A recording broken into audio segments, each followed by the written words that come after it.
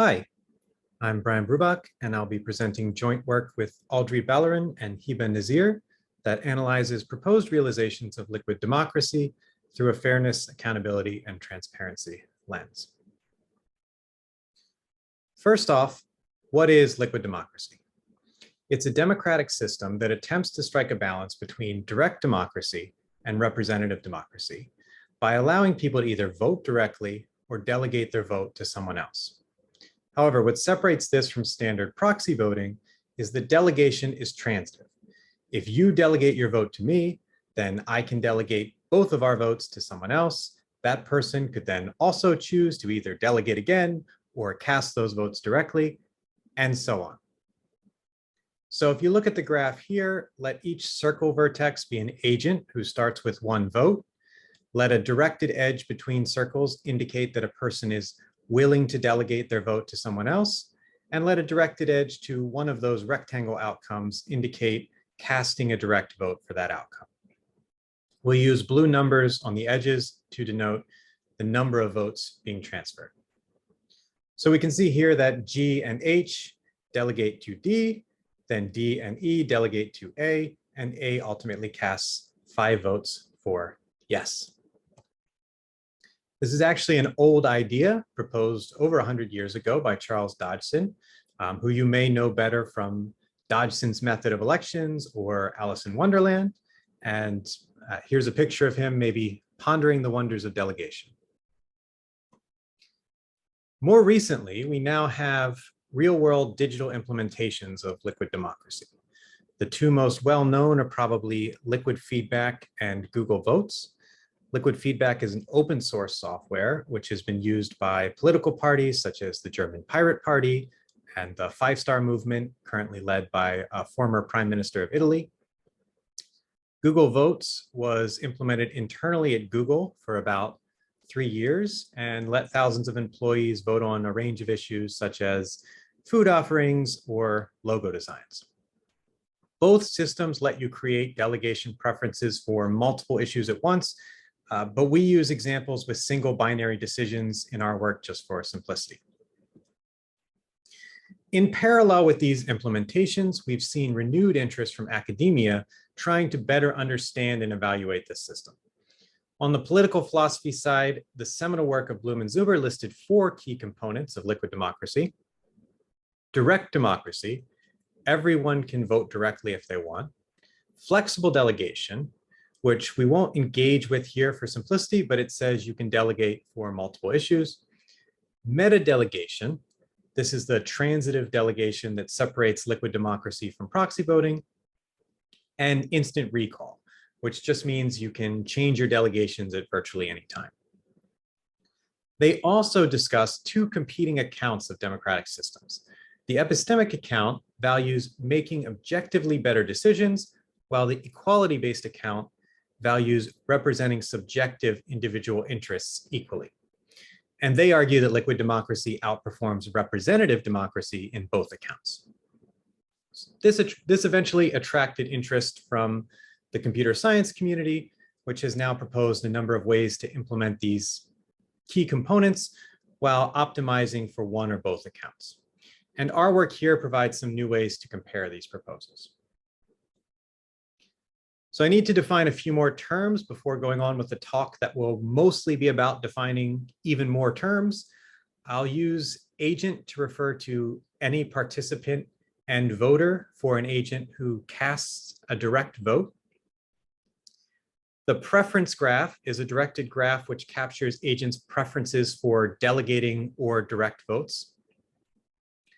Most of the literature considers one of 3 preference graph types: one neighbor, which lets each agent pick at most one delegate; multiple unranked, which lets agents provide a list of approved delegates; and multiple ranked, which uses a ranked list.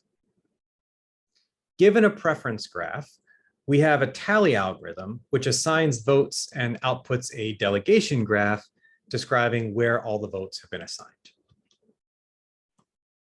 Here's an example to illustrate this process. We see a multiple ranked preference graph on the left.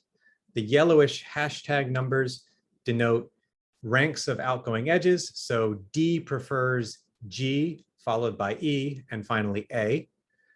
This passes through some tally algorithm, and we get the delegation graph on the right, which may not use all the edges from the preference graph.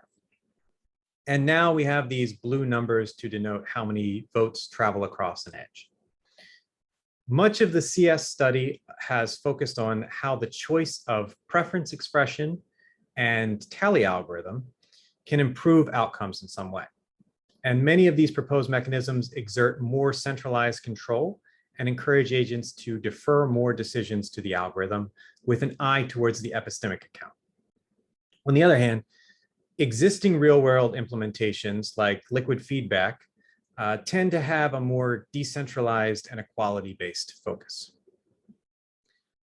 This led us to catalog a number of properties for comparing different approaches with respect to metrics like fairness, accountability, transparency, explainability, and user agency. I'll now talk about a few of these properties and then apply them to some mechanisms from prior work. We'll start with a simple ideal, the right to delegate. Allowing agents to delegate instead of casting direct votes or abstaining is a major aspect of the compromise between direct and representative democracy. Of course, we see in the example below that delegation may not be possible due to cycles or dead ends in the preference graph. So we say that a right to delegate means every agent with a delegation path in the preference graph can delegate. I'll note that many of these properties may seem easy to achieve, but we'll see that combinations of them are not.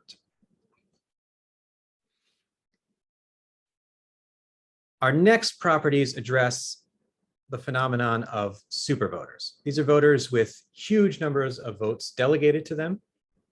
Some works have argued that supervoters are bad. For example, they may reduce wisdom of the crowd benefits of direct democracy or discourage others from participation. To address this, one approach is to cap power with hard upper bounds on the number of votes one agent can receive.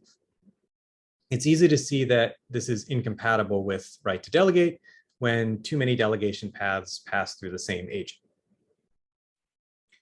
So we'll also see the softer approach of minimizing power while respecting other constraints such as right to delegate.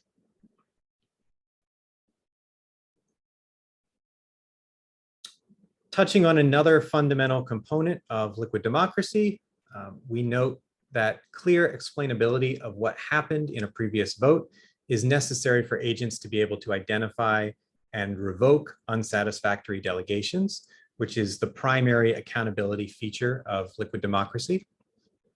Most approaches satisfy what we call one-path explainability, in which each agent sends all of their votes on a single simple path. Google Votes uses a slightly different property called the golden rule, which we'll explore in a later slide. And we have a catch-all property that most mechanisms can satisfy, local feedback explainability. This just says that agents can see how much of their vote was delegated to each other agent and which fraction of the votes delegated to each agent supported each outcome.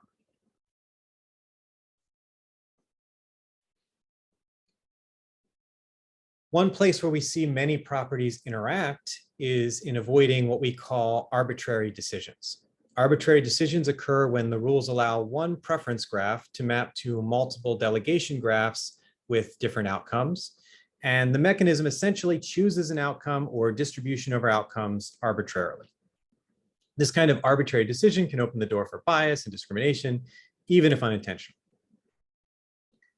And we can see in the simple example here that a deterministic mechanism with multiple unranked preferences, right to delegate, and one path explainability will have to make arbitrary decisions. So that's one subset of desirable properties that we just can't achieve. The last property I'll talk about here is our local predictability property, which touches again on accountability and explainability. It basically states that given feedback from a prior vote, agents should have some ability to predict what will happen if they change their delegation preferences. I have a brief definition on the slide here, but I'm going to wait and describe the property more when we see it applied. Okay, now we'll briefly see some of these properties applied to prior work. These are the mechanisms discussed in the paper. I'll only cover two of them in detail in this talk. So I'll just note quickly that liquid feedback is a very minimal influence of a central mechanism. Breadth first delegation is sort of a response to some drawbacks in Google Votes, which we'll see in the next slide. And greedy cap was used to prove theoretical improvement over direct democracy, which I'll mention again at the very end. First up, Google Votes uses multiple ranked preferences and tries to delegate an agent's vote to the highest ranked neighbor possible while guaranteeing right to delegate. Similar to other ranked preference approaches, it does not attempt to limit power in any way, but does avoid arbitrary decisions. Edge ranks help with breaking ties that might otherwise lead to arbitrary decisions. We'll show on the next slide it's not one-path explainable, and I'll just mention the description of the algorithm in the literature is not sufficient to determine if it's locally predictable. So we have a brief proof by example here that Google Votes is not one-path explainable. Agents A, B, and C form a cycle of highest ranked edges. By design, Google Votes promises to send agent A's own vote to B, since that top ranked edge is part of a valid delegation path. Of course, the same is true for B and C. However, votes delegated to an agent can take a lower ranked edge if necessary. This means at least one vertex in that cycle must delegate in at least two directions. So without loss of generality, A's own vote will go to B and cannot return to A because it's a simple path, but some vote delegated to A will go to D in order to actually cast those votes.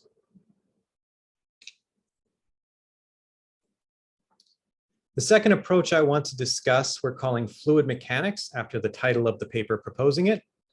This approach uses multiple unranked preferences and something called confluent flows. It basically creates a network flows problem with a source sending one vote to each agent and issues connected to a sink. Confluence requires that flow exiting an agent only use one outgoing edge. This mechanism has a right to delegate. It's designed specifically to minimize power by searching for a confluent flow that minimizes the maximum flow on any one edge. It cannot avoid arbitrary decisions due to our previous observation. It's one path explainable due to confluence. And as we'll see on the next slide, it's surprisingly not locally predictable.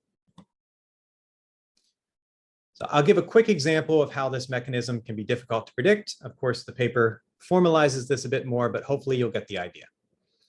So what you see here are two consecutive votes on the same issue, and only one agent, agent A, is allowed to change preferences between the two votes. The first vote uses the preference graph on the left and finds a minimum capacity confluent flow denoted by the blue numbers next to the edges.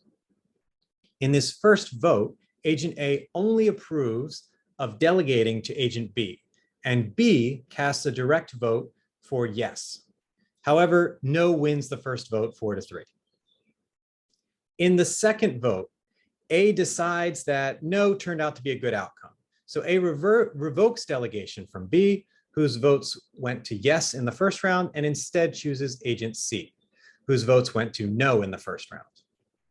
Surprisingly, this results in a flow which changes the outcome to 4 votes for yes and 3 votes for no. That's the opposite of what A might have reasonably expected. And I'll just finish up quickly with some future work. For ranked preferences, can you prioritize higher ranked edges while still guaranteeing other properties like one-path explainability?